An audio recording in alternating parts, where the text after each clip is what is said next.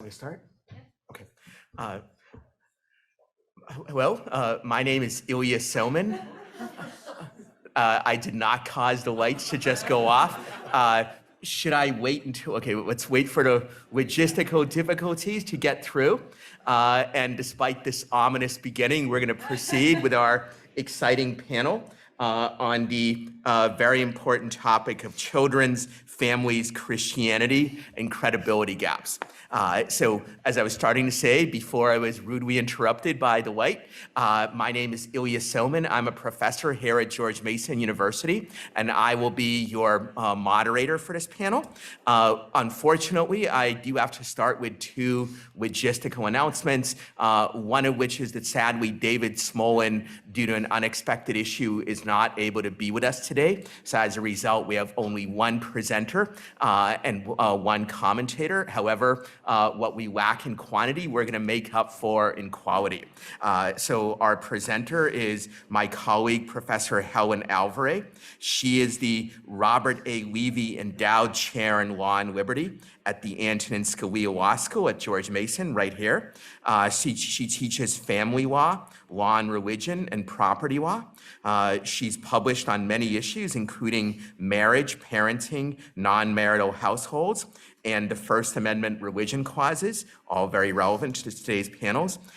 In addition to her books and publications in law reviews and other academic journals, Professor Alvarez regularly publishes in many news outlets, including the New York Times, the Washington Post, the Huffington Post, CNN, and many others. Commenting on her presentation and paper will be Professor David Crawford. Professor Crawford is the Dean and Associate Professor of Moral Theology and Family Law at the Pontifical John Paul II Institute for Studies on Marriage and Family at the Catholic University of America, right across the river. Professor Crawford's teaching, research, and writing have spanned the areas of moral theology and philosophical ethics, the theological and philosophical anthropology of marriage and family, and legal and political philosophy. His articles have appeared in many publications, both scholarly and in the popular media, including the Wall Street Journal, First Things, Communio, Anthropodes, and lots of other venues. If you're interested in fuller biographies, they're available at their respective websites. If I were to go through all of their many credentials and achievements, I could probably take up the entire time. But instead of that, I will turn things over to Professor Alvarez to begin. After that, Professor Crawford will comment on her paper. Professor Alvarez will have a chance to briefly respond, and then we will have questions from the audience. Thank you so much. I look forward to the panel. Thank you, Ilya. I want to thank my highly talented and prolific colleague, Ilya. He's just such a credit to our faculty. We're delighted to have him. And my commentator, Professor David Crawford, who I've challenged myself by asking somebody who has both legal and theological chops and can put me in my place. So I'm glad that he's here. This paper got started last fall when I was completing a theological paper for the 100th anniversary of Luigi Giussani, the founder of Communion and Liberation. It traced in his major works the way that he used romantic and familial vignettes as means of people learning about tenets fundamental to Christianity. I was so impressed by the force of his argument that I began to read other theological treatments of this and learned how many treat the question of how certain romantic and familial experiences and understandings not only allow people to grasp these tenets, but may actually be irreplaceable, non-substitutable means for grasping difficult to penetrate religious matters. Matters like, who is God? How does God love? How are human beings to love God and the every neighbor who is strewn on our path, Good Samaritan style? When I finished this essentially theological paper, a legal question popped up in my mind. What if these romantic and familial experiences were obscured or even negated in society? It was at this point that I groaned because this paper was going to take me where I did not want to go. okay, to debates involving religious liberty and state communications about sex, marriage, and parenting. And even worse, my attention was drawn to how it is that schools impact children's understanding of these matters. First, I said I wasn't going to go there. But at that point, I had read a lot of theology, and I had read a boatload of cases in which parents were challenging public school curricula and losing in pretty much 100% of cases. And I came to conclude that these cases were pretty weak. And that even though, as I say several times in my actual writing, I may be launching a missile to target a mouse, there were good reasons to investigate this area. So figuratively kicking and screaming, here's what I am going to investigate today. First, I'm going to present a theological account. It's Catholic, that's the stuff I read, but frankly, you could find a lot of it in other Christian sources as well as in Jewish and Muslim sources. There's lots of theological accounts about the experience of the family as opening up our understanding about divine things. Second, very briefly note how the sociological account affirms the theological. Third, describe some of the problematic state messaging. And fourth, lay out the cases where parents have almost always lost to the state. Look at the arguments the courts make there and push back on them. I am really doing an uphill job here. I don't think I will necessarily succeed with my legal arguments, but the panoply of weaknesses in these cases and what's at stake, people's understanding of fundamental divine things, parents' ability to transmit the faith, led me to try anyway. So starting with the Catholic theological account of the relationship between romantic and familial things and knowledge of religious beliefs. Many people believe that Christian teachings on these matters are some sort of purity code by which individuals are to judge themselves and others harshly. In fact, they actually play a different and far more foundational role in the faith. To wit, they plumb things about the nature of God, how God loves human beings, and how they are to love him and every neighbor. This is indicated, of course, as you know, by references in the Old Testament to God as bridegroom and people as the bride, to God as mother or father and people as his children. Two theologians in particular, I looked at Luigi Giussani and Angelo Cardinal Scola, do the work of unpacking this question, okay? They suggest some of the following things. And this, in the paper's like at this point, 37 single-space pages, and this occupies about 8 of it. So I am giving you a whirlwind tour of this theology. They suggest that the existence, for instance, of two sexes points to the existence of one who is other than me, but whom I desire and on whom I depend, to something, someone who is more and beyond our individual experience and understanding, to an other who cannot be possessed, dominated, or assimilated. This points to the intrinsic relationality of the human being, and also to the possibility of an other who is divine. It forwards human beings' understanding that they're not all there is, but rather finite and dependent, and obligated to love and treat every other person in their midst with equality in the midst of their difference. They can also come to understand what an other means for union, that this other is precisely oriented to union, that differences are built for union, not for ranking, not for superior, inferior, not for combat. And they are capacitated in this union for procreation, generating new life, while at the same time remaining separate, individually valuable, not confused. These kinds of experiences allow people to understand what a trinity might be, of separate, not confused, different, but absolutely one and built for unity, of incarnation, two separate natures, and yet absolutely one. Human beings can come to understand God's eternal nature and the quality of his love when they experience romantic and parental love, and the overpowering sense that the beloved must not die, or that love cannot die. I remember when I lost my parents, it reaffirmed my belief in the eternity, in eternity and in love, because I thought this love is so clearly eternal. It must be there for me and me for it, for forever. We can come to understand God's qualities, like God is the source of life and overpowering love, in the ordinary way that a parent understands the strength of his or her love for the child.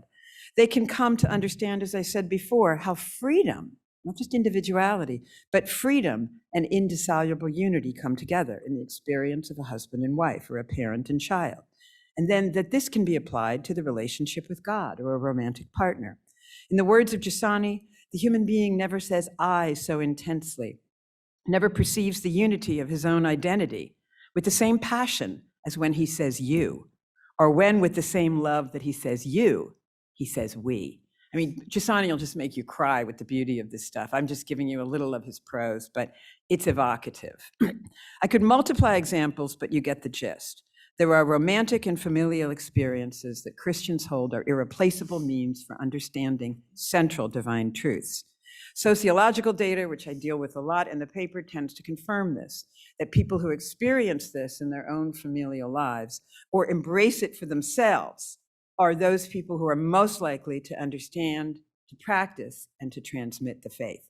Familial practices actually do open people's eyes to these difficult and even sometimes seemingly contradictory, right? The one and the union, the freedom and the togetherness and even obedience. The third point that I make in the paper, that the overlapping consensus today between religious believers and the state in the US about the family has broken down.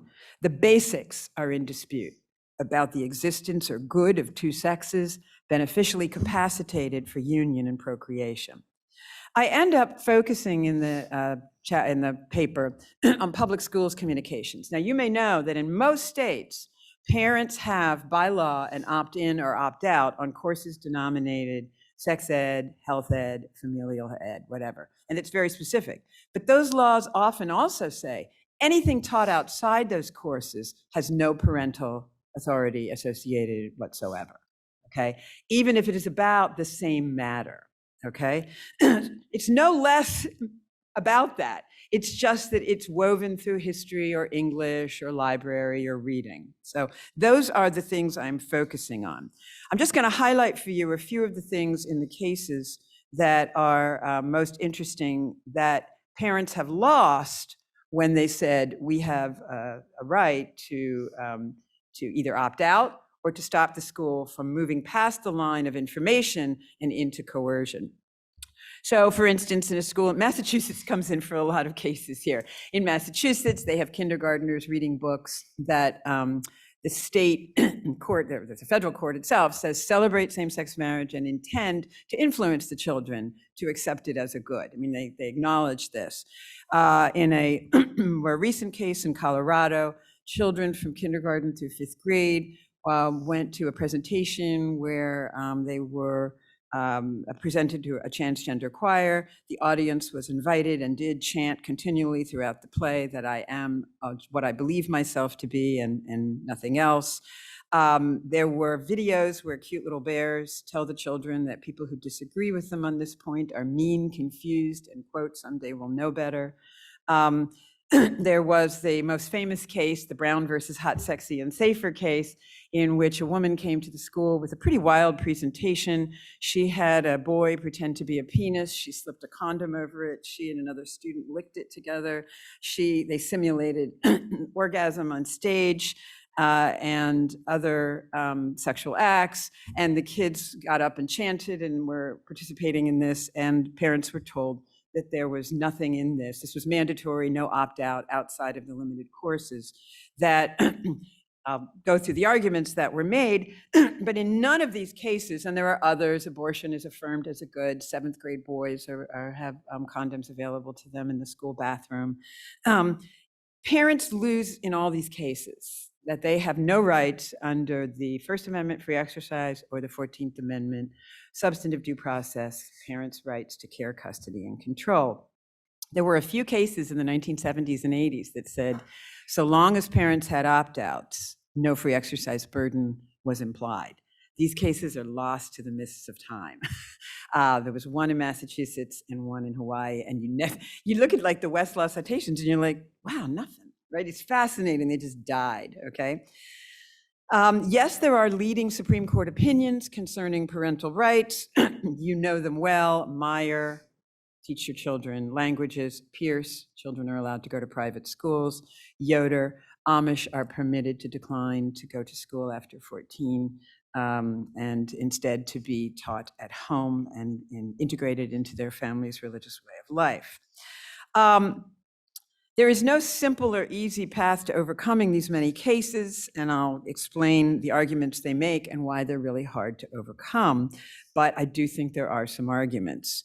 The first argument that these courts make is kind of a Ling or Bowen argument. You know, Ling about the Supreme Court says that Native American groups for whom particular land was sacred cannot interfere with the federal government's basically private internal direction over its own land. The Bowen case, people who are offended by the assigning of a number to a human being cannot interfere with a federal program that says that this is federal matter, and I'm sorry, we can't change federal ways of doing things for your benefit. The Ling and Bowen argument is sometimes used, that these are strictly internal educational matters, and they are really none of the business other than of the government entity, in this case, the public school. Second, they'll make the Epperson and Aguillard tailoring claim. You are asking us to tailor the curriculum in accord with a particular religious view.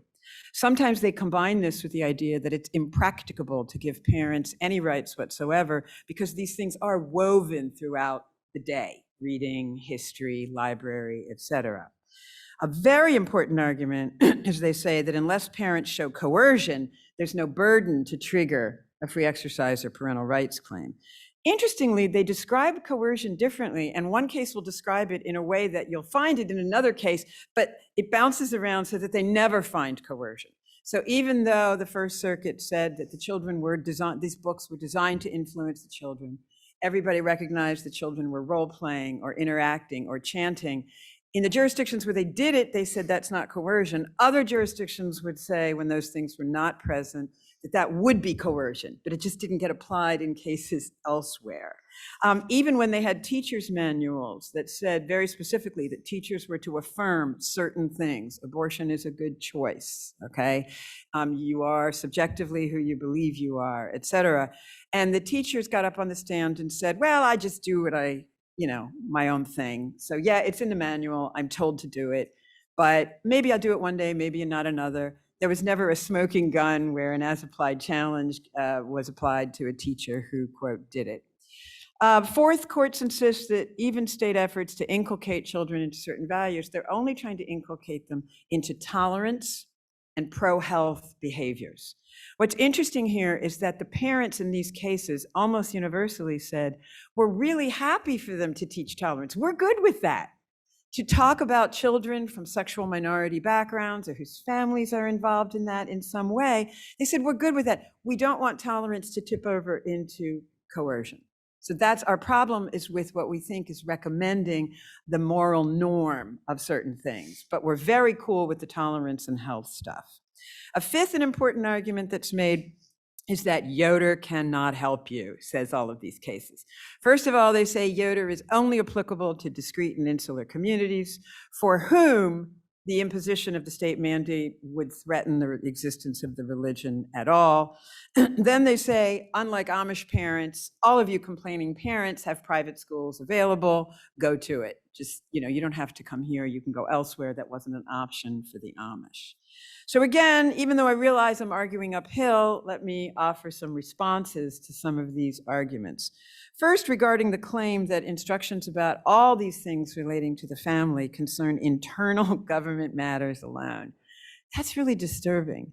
If your child makes certain decisions about sex, marriage, or parenting, the school says goodbye to them when they graduate, and it's that child and his or her children or siblings or parents, et cetera, who are left to deal with those choices. That is the opposite of an internal matter. That is a fundamental matter about the well-being of an individual and family. Second, it's not true that if something is an educational matter, it can't also be a religious matter. I think the greatest evidence of this is every state that has an opt-in or opt-out for parents says it's because the parents will need it for religious reasons.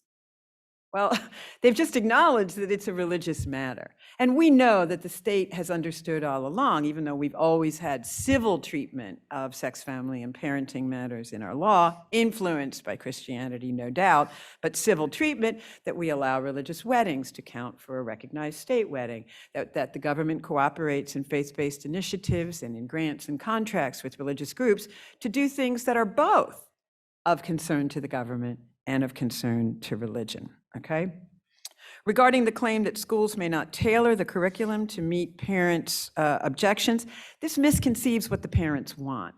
They're not asking that the curriculum be tailored to reflect their religious viewpoints. Never discuss evolution. If you discuss evolution, discuss creation. They're asking them not to coerce. Okay, this is a very different matter than trying to tailor the curriculum to reflect a particular religious view.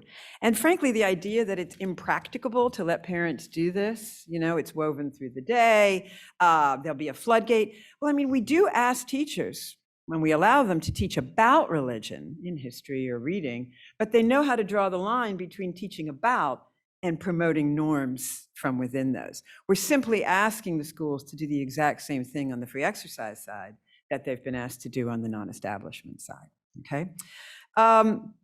Regarding the claims that the parents have not even stated a burden, I mean, I think I've told you about some of the stuff that's gone on and that it has some coercive quality to it, but then add on to that the Supreme Court's repeated acknowledgement that minor students are impressionable, that they are persuaded by role models in the context of a mandatory educational experience, in a classroom.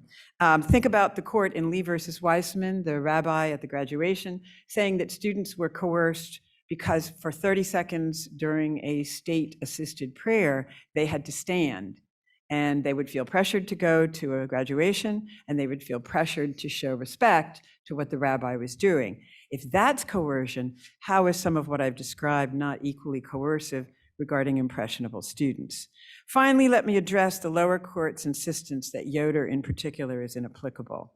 First, remember how strongly Yoder spoke about parents' interest balanced with the state's interest. It acknowledged the state has a super strong interest in having children prepared to be responsible participants in a democratic pluralist system and self-sufficient, but it also spoke about balancing this with, quote, the traditional interest of parents with respect to the religious upbringing of their children.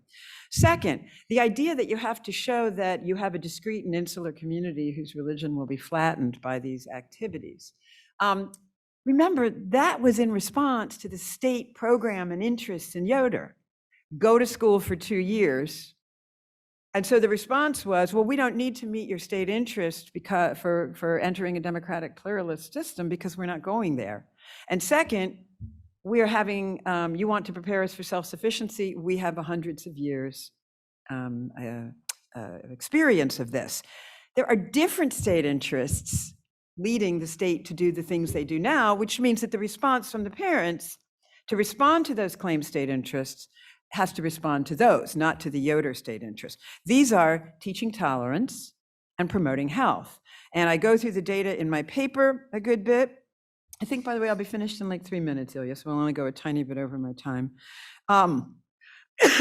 First, these parents are good with teaching tolerance. They actually feel, however, that some of what's being done, like little teddy bears telling their kindergartners that people who don't agree with what they're being told in a non-opt-out program, and they're generally religious folks who don't agree, are mean, confused, and will someday know better. It's not tolerance. Okay, that's the opposite of tolerance. Stopping the coercion or allowing parents opt out even of some other material is a way of promoting tolerance for different views. Additionally, I think with regard to the question of health, I wouldn't be here at Scalia Law if I didn't like empirics. If you take a look at what some of these programs are promoting and you actually look at really good data, HHS data on the effect of some of these sex ed programs, increasing discussion of, and we're talking only minors here, this is my only category, of the puberty blockers or other things for minors. Okay, let's just confine it to that. The question of whether this is a healthy thing is at the very least in serious dispute. at the very least, okay? So the idea that the state has compelling state interest exercised by least restrictive means is really called into questions here. Fourth, like Yoder, the school's content here at issue, I think you could argue, even though you don't need to. You don't have to have a burden that wipes out your faith to have a burden on your free exercise, okay? Look at the Montana, Blaine Amendment case. But I actually think you could make an argument based on the theological claims that I started with, that these statements that the schools are making are undermining, and I took this phrase from Jerry Bradley, the very architecture of the faith. Some very fundamental understandings about difference, unity, 1 in 3, 2 in 1, procreativity, etc. They touch students' belief and conduct about the identity of God, how God loves human beings, and how we are to love him and our neighbors. And likewise, one of the things that persuaded Yoder was that it said the world has a hydraulic insistence on conformity to majoritarian standards, and the values and programs of the modern school are in sharp conflict with the fundamental mode of life of the Amish religion. And like the sort of stuff that Mark DiGirolamo was stating in his paper, I think you could argue that that sort of hydraulic pressure is also being exerted on family norms that Christians, but also others hold. Let me conclude. Perhaps this paper is a missile aimed at a mouse, the mouse being some unknown quantity of material in some schools woven throughout the curriculum. But I think that it's important still to take on the cases because I think they have a lot of weaknesses. I think they really misstrike the balance between the parents and the state. I think they're really weak on their arguments about internality, about tailoring the curriculum, about what Yoder is for, about the burdens on the families. I think the better view is that articulated by the Yoder court in an educational vision for the state, which Steve, you cited in your paper, where it says at the end of the case, we must not forget in the Middle Ages, important values of the civilization of the Western world were preserved by religious orders who isolated themselves from worldly influence. There is no assumption that today's majority is right and the Amish are wrong. A way of life that's odd or erratic but interferes with no rights or interests of others is not to be condemned because it is different. Even their idiosyncratic separateness exemplifies the diversity we profess to admire. So I know families can seek political solutions to their problem, and they are. They can also walk away from one of the most valuable benefits the state provides. But if they want to stay, I think they have reasons to stay in schools that promote tolerance rightly, but don't go over the edge to coercion. Thank you.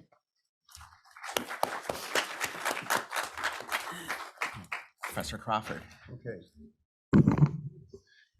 Well, I also, like everyone else, want to say thank you to Helen and to the law school here for inviting me. I'm very, very honored and humbled, and also I'm apologetic because I think a key or a fundamental part of your argument, Helen, is theological, and so I've responded in part theologically. So I'm going to inflict some theology on you, and I apologize about that. I think probably lawyers think about theologians about like everyone else thinks about lawyers, and then as Helen was saying, I do both, and I'm not sure if that makes me a chimera or something like that, or if I'm a both and, as Helen presented it, or a neither nor. It's hard to say. But at any rate, I liked the paper a lot. I liked the argument a lot. In that she gives religious liberty claims against the sort of the incorporation of sex and gender ideology into the public school curricula. She gives it a much broader basis than has been common, at least as far as I know, in the arguments that are kind of, as it were, out there. And I think it's vitally important, and I want to say why I think what's done here is vitally important. It's because what's at stake in these ideologies, I think, is the intelligibility or real existence of the sexes, and therefore also of the family. And I think that what is at stake here is also, I mean, I guess I'm one of the more apocalyptic types, but it's Welcome to our family. yeah, Right. what kind of society we want to live in, because I think I think that the man-woman relationship, the family that flows out of that, is a foundation that shapes everything. And so what we think it is going to shape what we think all of society is.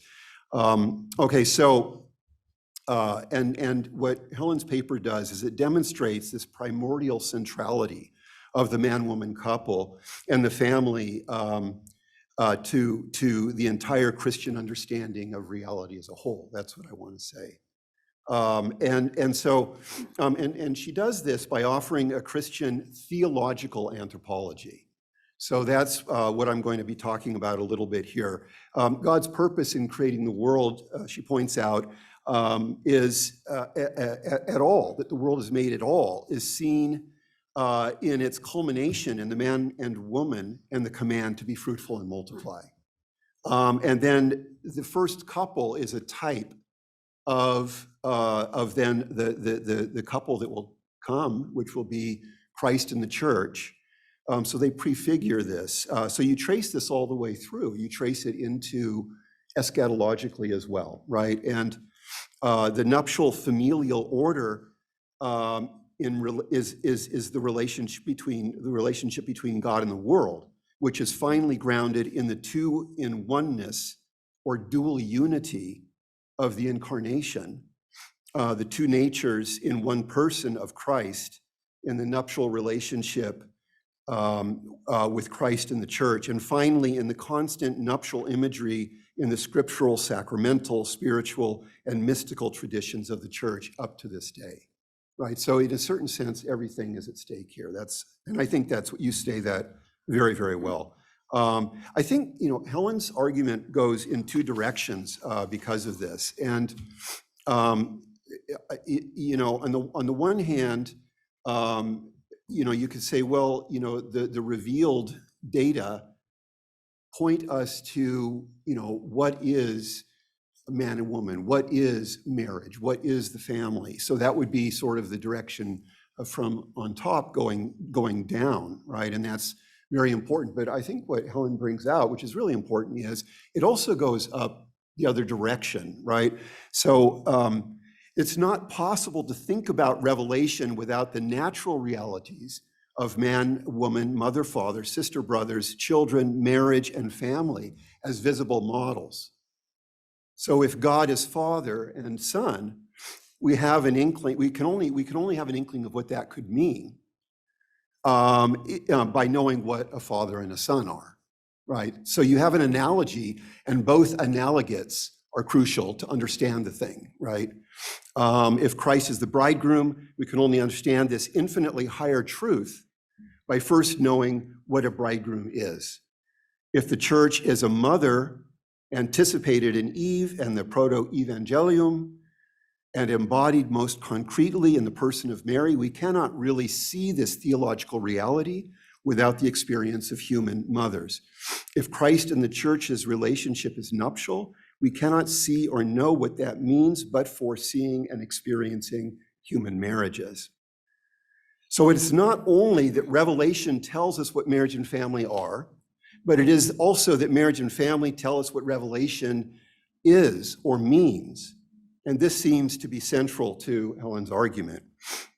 So notice that without nature, without the natural things of the world, centrally men, women, children, marital and familial communities, and so forth, we in fact lose the sacramental order, and we lose our ability to have a knowledge of God as creator, as he's revealed himself to be. So the problem for Christians and those of other faiths as well, I think, is not simply that the curricular additions contradict Christian morals, or even simply that they contradict particular moral Christian beliefs. Rather, it is that the new gender ideology completely undermines the basis for belief and for Christian life altogether, right? That would be my concern, or the claim here. Okay, so I unfortunately, in responding to this, I started writing a response, and my response ended up being almost like a paper. So I'll have to cut out parts and skip parts, but hopefully it'll still make sense. Helen also points out very powerfully, I think, that the implication of all of this is that Christianity involves a different sense of dignity and equality than is regnant in the view that we typically have today in our post-Christian world, what I'll call it post-Christian world. We tend to understand equality in terms of sameness or even interchangeability. If men and women are equal, then they must be essentially the same or even interchangeable. If straight and gay are equal, then they must also be interchangeable, as enacted in the concept of orientation, I would say. So the Christian view, on the other hand, understands equality not on the basis of sameness, but on the very different ways in which men and women embody the one human nature as persons. What we find is that the male and female bodies are simply unintelligible outside of the sexual correlation each has to the other. There is in principle, so, I always put it this way in my classes and whatnot. In principle, there could be no planet of women, right? If there was a planet of only one sex, in fact, it would be an asexual planet, so the planet of women may make for, a sort of salacious science fiction novel. But in fact, it just is self-contradictory. So this means I can only really understand myself in view of the opposite way of embodying human nature, which Helen just said in her presentation today, a moment ago. So, and yet at the same time, this other way can never be reduced back into my own masculine way of embodying human nature.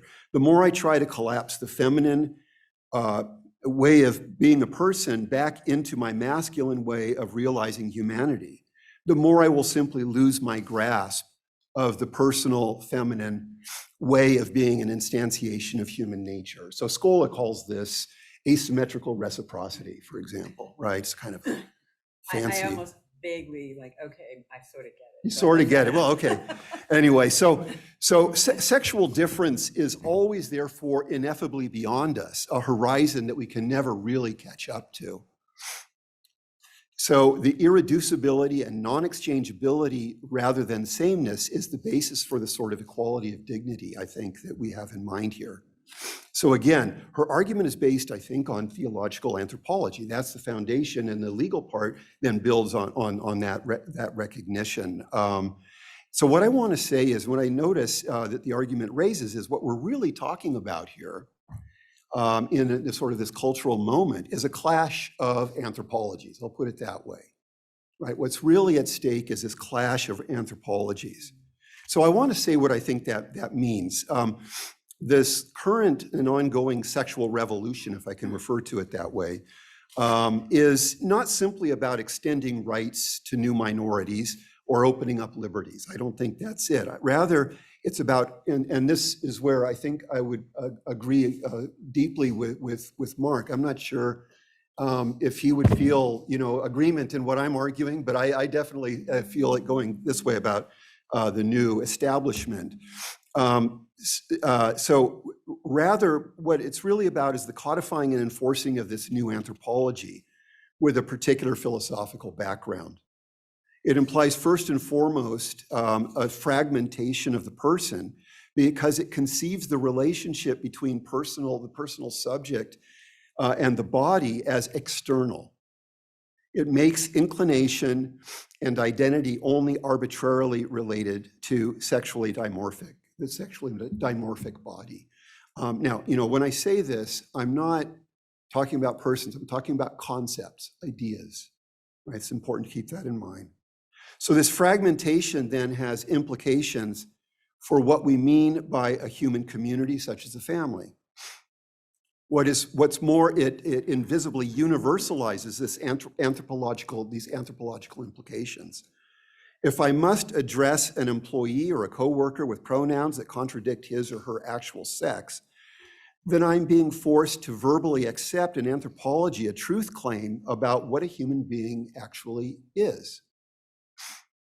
If children go to school to find that classmate Billy is now to be called Sally, it changes their understanding of the family, of themselves, of their brothers and sisters, of their parents, and so on.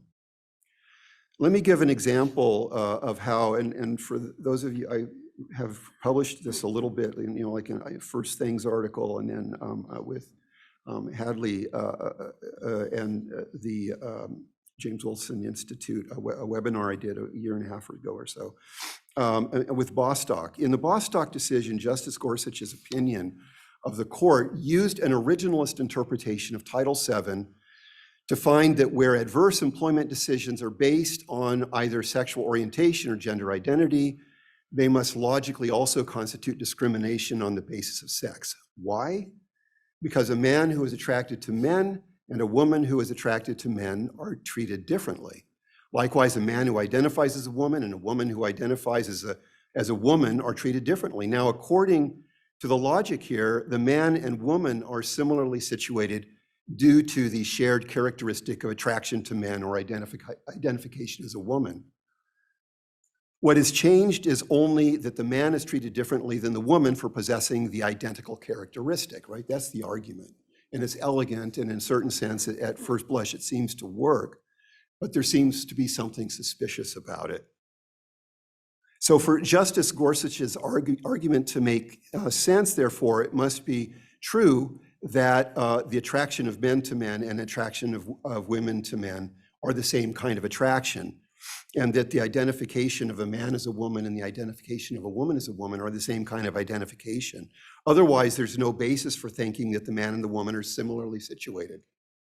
But the question of whether these attractions and identities are the same is exactly what is at issue in our cultural debate.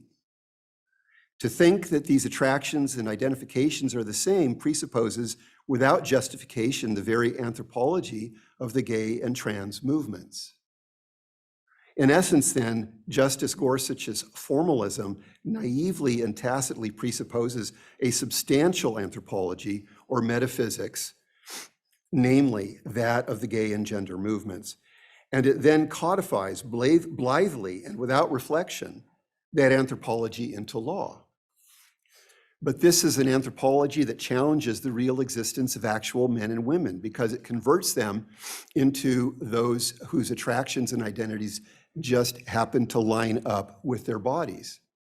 So it's no longer, if a man and a woman are attracted to each other, it's no longer because it's natural for a man and a woman to be attracted to each other. It's because they just happen to have, sort of arbitrarily as it were, a particular orientation. There are many implications of this anthropology. For example, it rests on a dualistic understanding of the person, as I already indicated, since it renders the relationship between the inclination and subjective identity and the objectivity of the body's sexual dimorphism arbitrary. It treats the constitution of the person as composed of a biological body plus a separate mental subject. There's no organic unity between these, is the suggestion.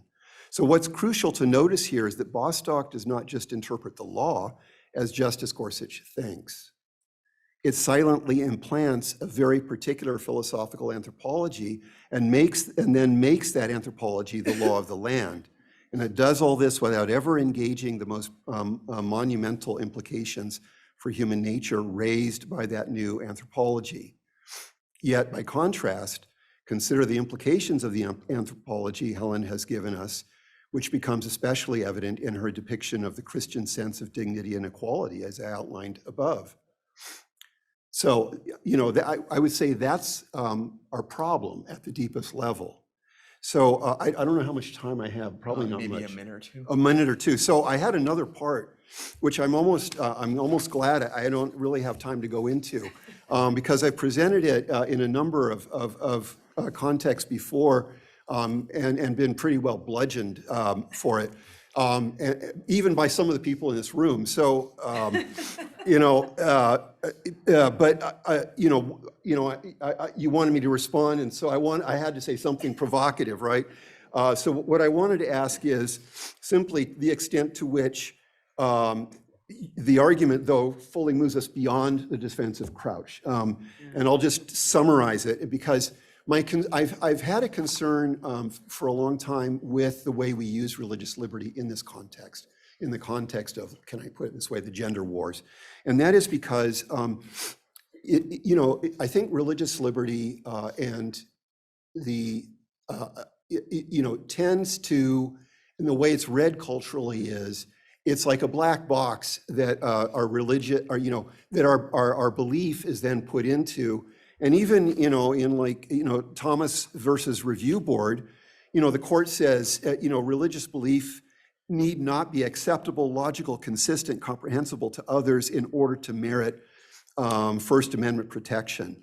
And so my concern is that we tend, in reliance on religious liberty in this context, we tend to capitulate to this tendency to say, well, the reason we think there are men and women in the world is because the good book told us so, right? And my whole, my hobby horse for a long time has been, it's not so much I want more religion out there, I want more reason out there, right? I would like for there to be a more, a deeper, more foundational philosophy that would be possible in public debate that could be more, classical, more, say, Aristotelian. Because I think you're never going to understand sexuality if you simply let go of teleology. And so, and so I think, as I said earlier, I think, if revelation, it goes both directions. If you believe in creation, you have a real commitment to the integrity of the things of this world because God made them, and therefore they have an internal order and logic because God creates by thinking. And so God's thought in things is detectable, right? So, Cardinal Ratzinger, for example, said, that when we know something in the world, when we know things in the world, we're actually rethinking the original thought of God in creating the thing. And I think that's especially true of sexual difference. Okay, I'll tie it up now. And so I would just say, I think back in Maui, Steve heard a version of this one time, a long time ago, and his response is, well, do both. Well, yeah, okay. Yeah, do both. I agree with that. But I wouldn't want to present I wouldn't want our religious arguments or religious liberty arguments to effectively make it seem like the real basis of men and women is simply revealed and not a rational, philosophical, metaphysical foundation. So I'll leave it at that. Thank you.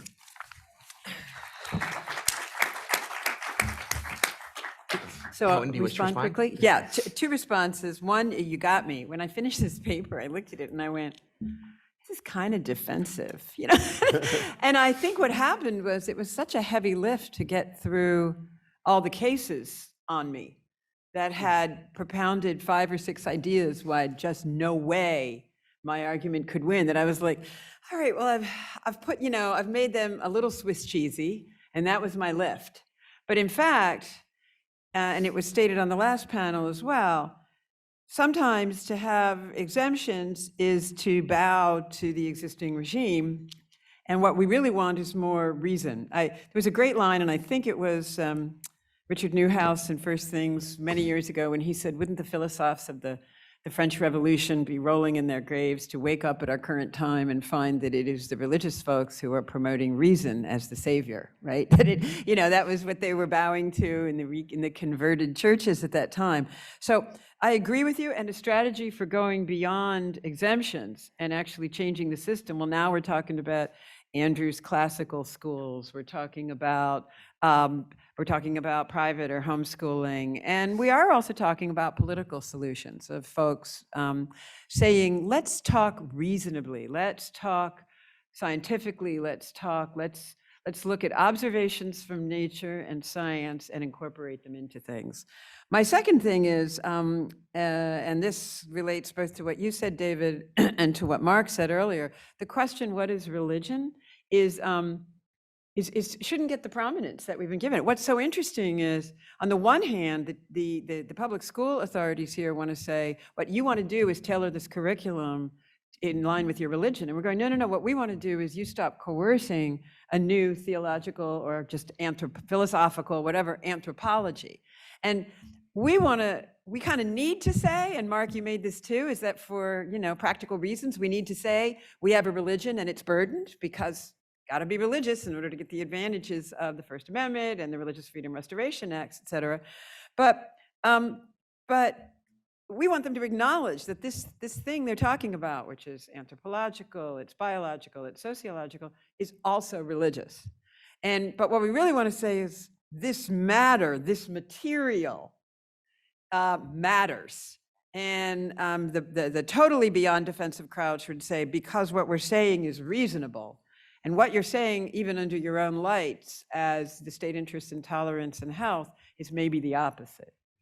So the question, what is religion, weaves through here, and we sort of need it instrumentally to wend our way into a First Amendment burden first step on the ladder. But then we also want to run away from it when we say, no, we're really just asking for reason. So it's an interesting back and forth there. So thank you for letting me comment.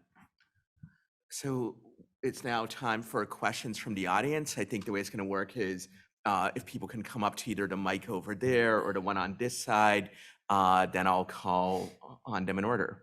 And if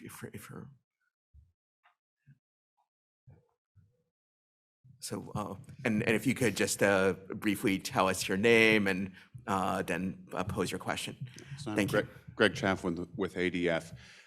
I wonder, so it's a great talks. Thank you both for them. I completely agree with the idea of competing anthropologies, and we need to get this right.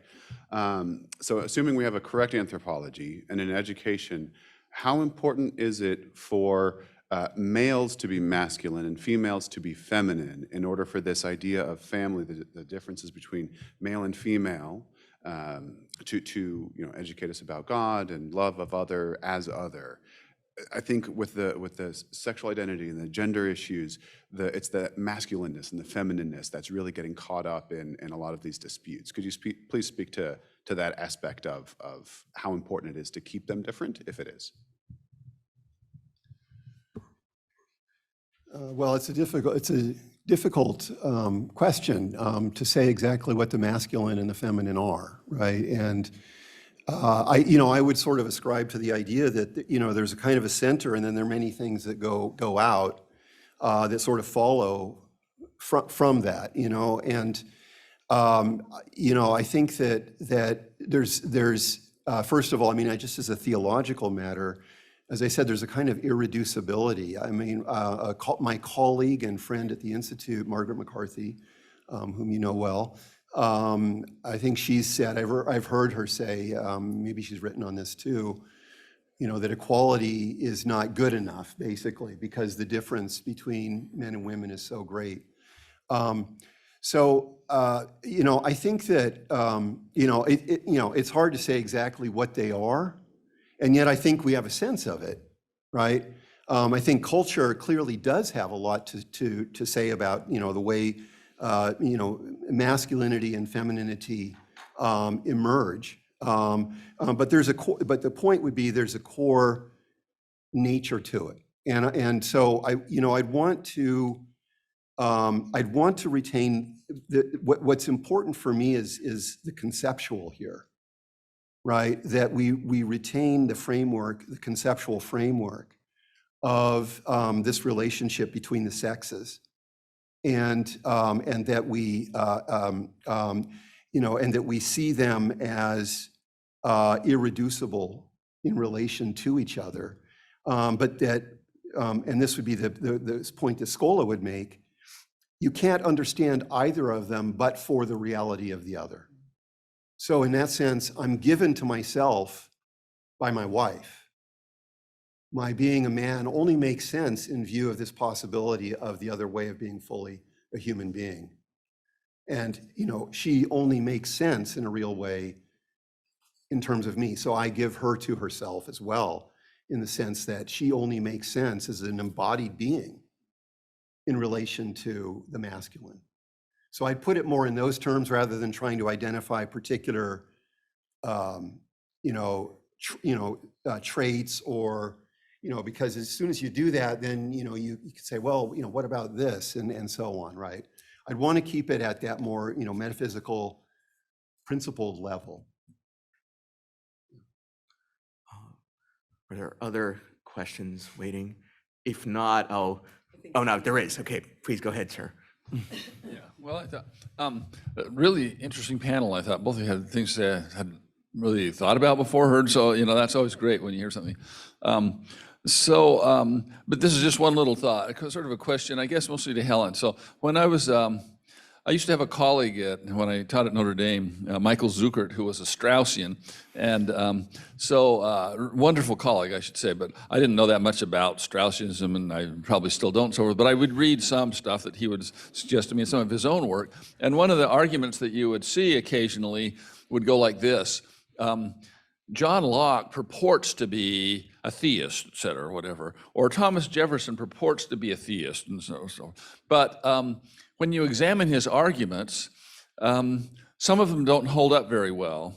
And since we know that he was an intelligent person, it must be that the public meaning was different than the esoteric meaning, that he was really trying to convey something different. Now, I'd often react by saying, well, even if they were both intelligent people, everybody sometimes just makes a bad argument and so forth, and it doesn't really mean that they were trying to do something different, but it can, sometimes it can. So Helen, when you were going through the different arguments that are given in some of the cases that you talked about, and how they'll just flip from one case to another, so coercion means this, no, it doesn't mean that, it seemed to me that the arguments were, in some cases, so transparently bad that it's hard not to wonder whether, not your arguments, but the ones you were responding to, of course, whether there's something deeper going on there, which could lead you, of course, to something like Marx thesis, or other people who say, no, there's some underlying thing that's really being advanced, and this stuff is just on the surface. You see this argument, apparent argument going on, but that isn't really what's happening. So, and that in itself, to me, creates a couple questions. I mean, one is, does it create any doubt in your mind about the value of continuing to engage in this discourse if you think that that's not really what's happening? But another question would be, do you have any sense of how, if this is true, and it might not be, but how you would describe the thing that's really going on? I mean, Mark was trying to do that, and Fred was giving a different description, and other people would give a different. Do you have any sense of, what's really beneath all the things that you're talking about? That's a great question. I think there's a couple of things, but I would love to hear any other ideas. I think the idea of the family as a place of consumption but not production, stealing from Wendell Berry and others who talk about this. The idea of the family as a source of knowledge and formation is very diminished. It's a place of consumption. Even the way we make fun of middle-class parents, helicopter parents, now they call them lawnmower parents. They just mow the lawn in front of you, so you don't even have to step over stuff anymore. They're there to individually advantage their kids in a materialist culture. That's what they're really there for. The idea that families would shape children, would be the source of knowledge and wisdom and guidance on these matters. This overlaps with your discussion about, they're individuals. They're not a team working toward a common good. So I think that's one of them. And I think we've really gotten accustomed to the state as the source in schools of formation. And this would be, I'm sure there's histories written of this, of the accretion that's happened over the time. When Pierce and Meyer and Yoder were written, if you look at it, there's even lines in there where it says, listen, there's an overlap between what the families do and the state do, what state does. And they mention families have responsibilities on religiosity, morality, and citizenship. And the state, says Yoder, its obligations, and it was reflecting on Pierce in this part of the opinion, are to teach citizenship. Its real goal is only to make them fit for citizens. It's not to form them religiously or morally. It's very interesting. It makes that distinction in just a couple of sentences. But I think we've lost that, and it's either because families are very happy for the state to try and whip their kid into shape, career-wise, college counseling, morality, no bullying, which is a good thing in itself. But we almost forget when you read these cases that parents form their children in any of these things. One of the things I said was, oh my gosh, it's almost treated as if the families will say nothing about all of these matters. That if the way that it's stated in the cases is like, well, if we don't teach them tolerance of other human beings, it's not going to happen, which is stunning thought. But I think that's a backdrop. And then the final thing, I think, is, families as illiberal and even dangerous institutions. Despite the fact of the changes in families, that, men helping, so much more connected with their children, and helping out in the family more, and having family responsibilities. And the great Don Browning used to say, the rise of the demand for equal regard, in marriage. One of the things that's interesting I teach in family law is, the sharp rise in, we have no fault divorce, but to the extent there's a rise in one of the fault divorce categories, it's cruelty. And it's far more easily found than it used to be. I teach a case where, a woman called her disabled husband, you're not half the man that so-and-so is, and then he choked her. And she came to her mother and she had real visible injuries. They said, that's not cruelty. It was one time, he was upset. I mean, can you imagine that not counting today? That the sort of sensitivity between the man and the woman and the understanding that that marriage has to reach a certain high level these are all good things. But I think that if you still read the family law literature, the family is a dangerous and illiberal place. This is also, and I'm not saying these cases don't exist. I was talking to Shannon about a case yesterday where in his description of the facts of it, the family has been, the father in the family particularly, psychologically and even physically cruel to a particular child who has decided that he is, a sexual minority. I didn't know all the facts of it, but these happen. And we have laws, parents can't fall through a floor, of neglect, abuse, et cetera. But the idea that the family of spouses are dangerous, they're authoritarian, parents are dangerous, it's a very strong thing out there. So I think the sort of families won't teach, families are not the source of this kind of wisdom. The schools have been accruing to themselves. It's kind of like the property concept of accretion of land. They've been accruing to themselves more responsibility. All of those things contribute to what we're seeing now. And we really all let it happen. We've been lobsters in the water while the schools accrued more of this stuff to themselves. And whether the current moment, which I had no intention of becoming part of, and I'm going to blame Gisani for this, I had no intention of being part of this, but the current moment, let's see what it delivers. If it's more than, YouTube clips about outraged parents. We'll go to this side. Yeah, that was a good question. It somewhat dovetails with my question. Frank Beckwith at our online journal, Anchoring Truths, was making the case to revisit the school prayer line of cases. And one of the things that Frank identified in a lengthy piece which kicked off a symposium of ours is how in the schools since the 60s, we've seen a rise of sort of a rival ideology to the Judeo-Christian core, and the lack of an identification of that ideology with a religious core.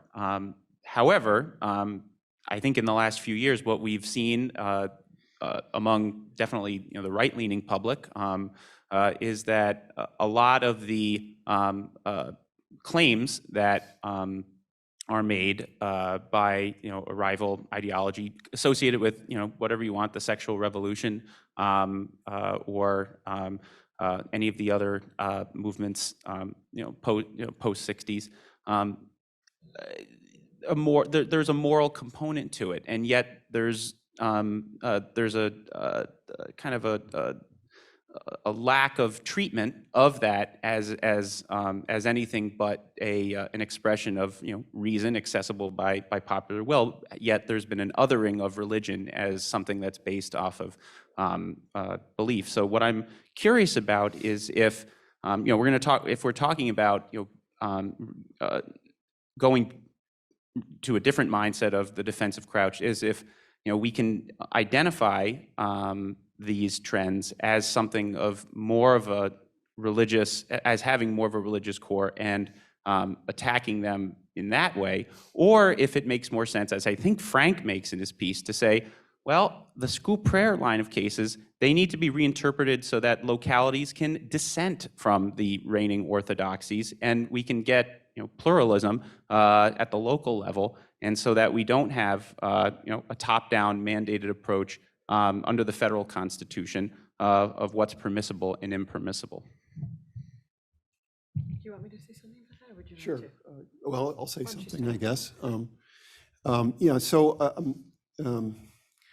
it's almost axiomatic to me anyway, that you can never really arrive at sort of just this neutral state, right, or this neutral condition. I think of, say Rawls. I mean, I don't think we're at this moment we're heading, with the last panel, my disagreement would be, I don't think we're heading towards Rawls. I think we're coming, this is the disintegration of Rawls. It would be more my take on it. And I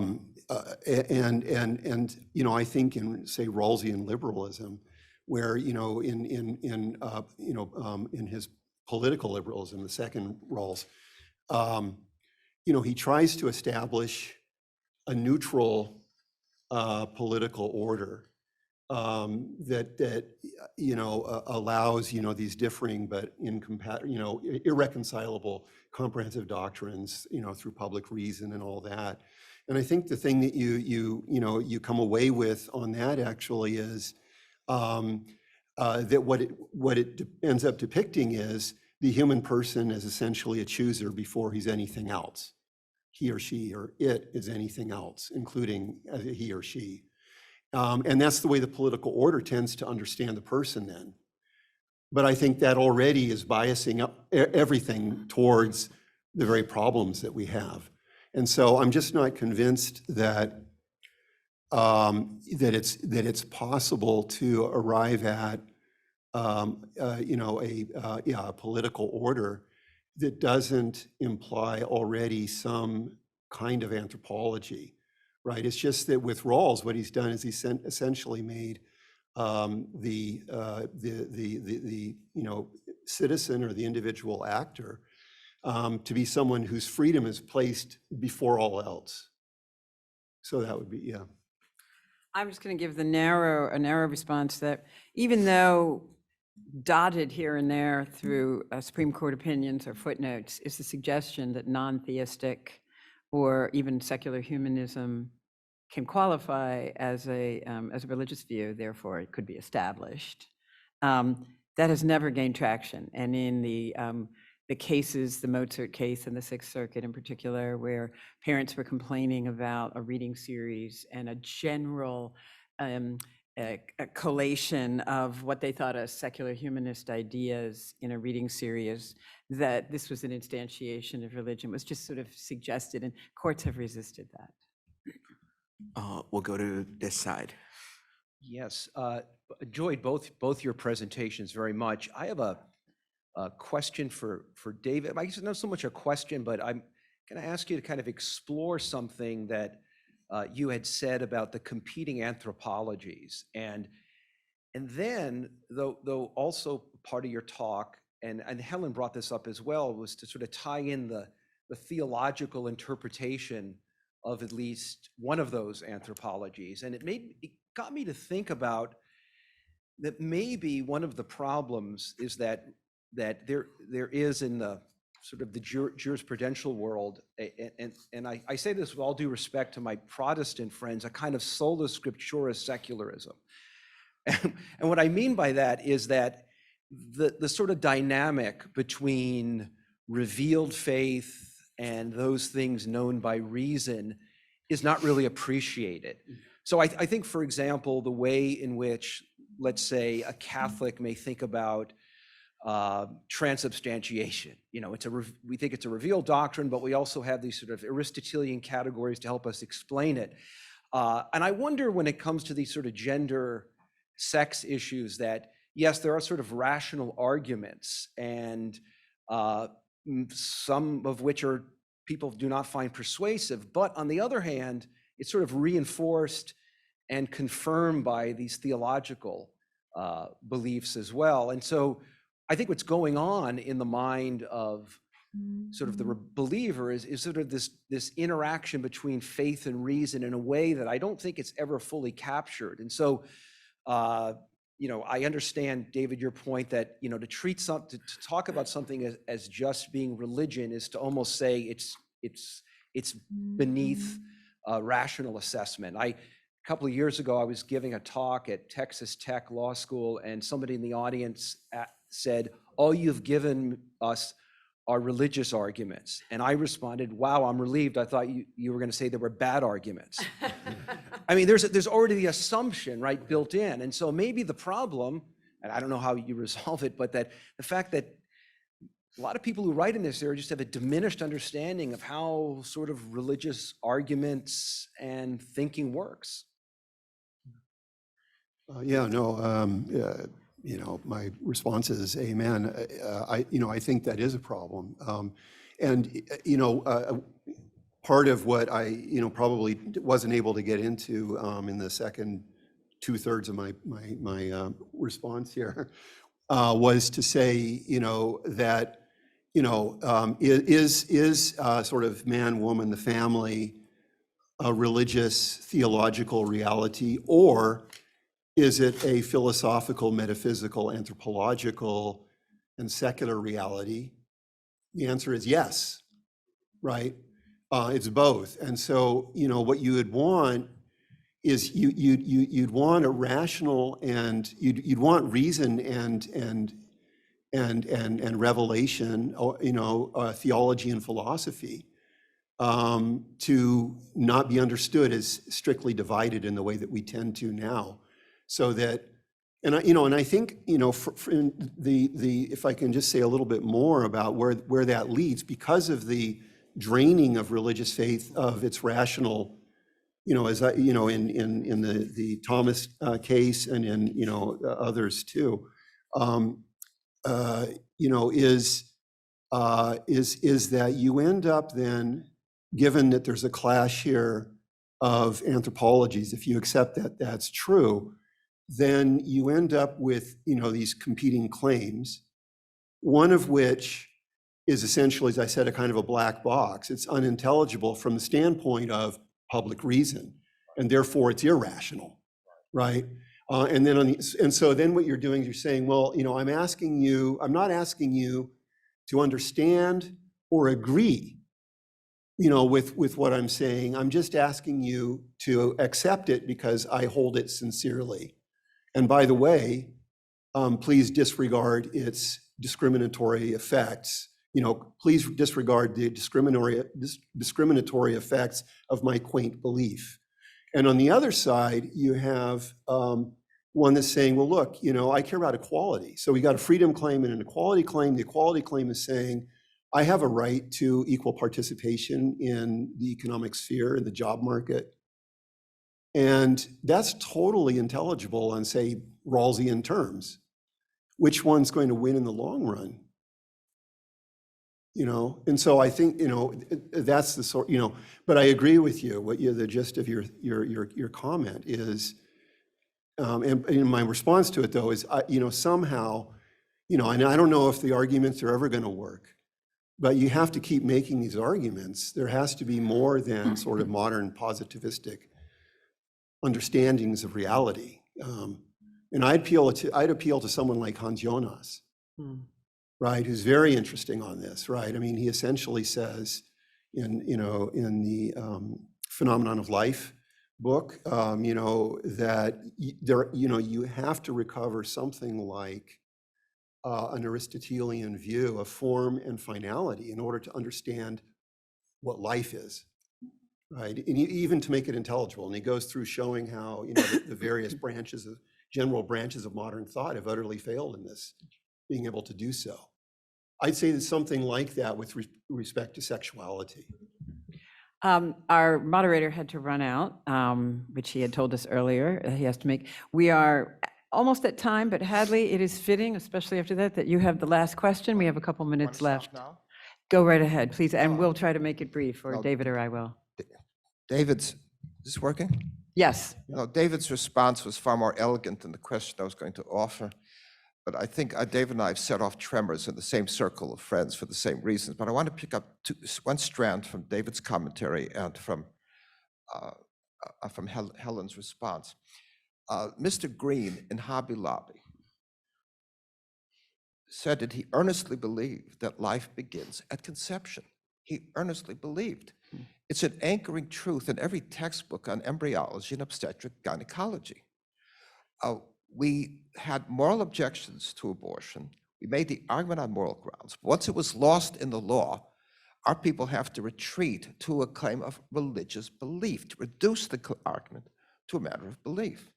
Now, we just had, a few weeks ago, I got a story of a young woman, I think in third grade or middle school, fired because she didn't want to engage her students in a reflection about their pronouns. And the argument now is a Christian woman objecting. It's a religious claim.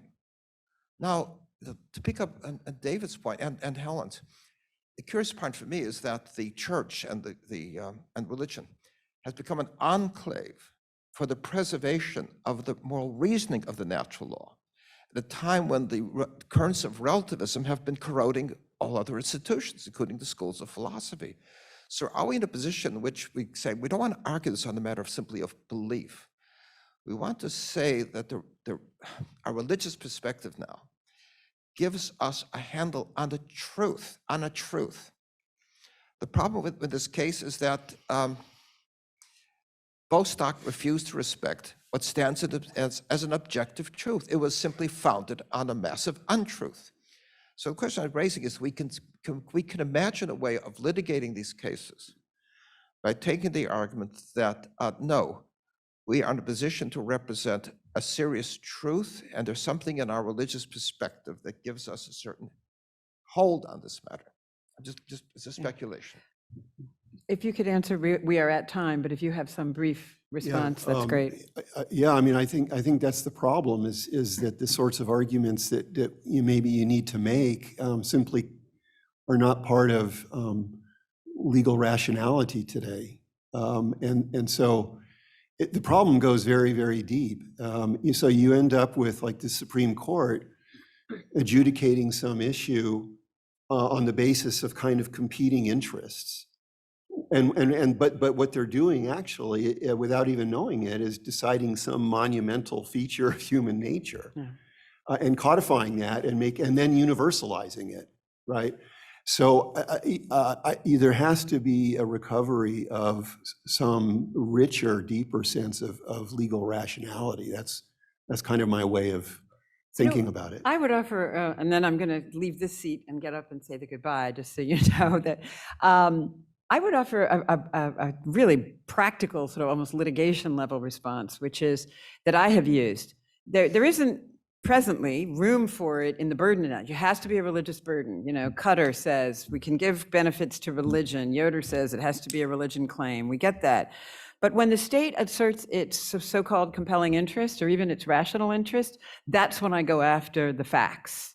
So when the Institute of Medicine said that the contraception mandate was necessary for health, and it was 6 pages out of a 225-page report, I shot another missile at that mouse and did like a 70-page single-spaced article looking at their data and just saying, hey, it turns out all your footnotes are incomplete or wrong, or things go. I'll tell you what a perfect example was. We need, in order to benefit women who have these 5 diseases, we need to be sure to give them the most expensive contraceptive packages free. And you go and you look at the medical information about all 5 of those diseases, and all of the associations related to them said, for God's sake, don't touch hormones. and don't use any of the implants because those are really dangerous to you. Like, that's just an example of the non-scientific approach they took. They just sort of spilled out all these arguments. So for me, reason comes in rebutting the state, but I don't see an easy place for it in the burden. So I think we're going to have to, let me now do the goodbyes.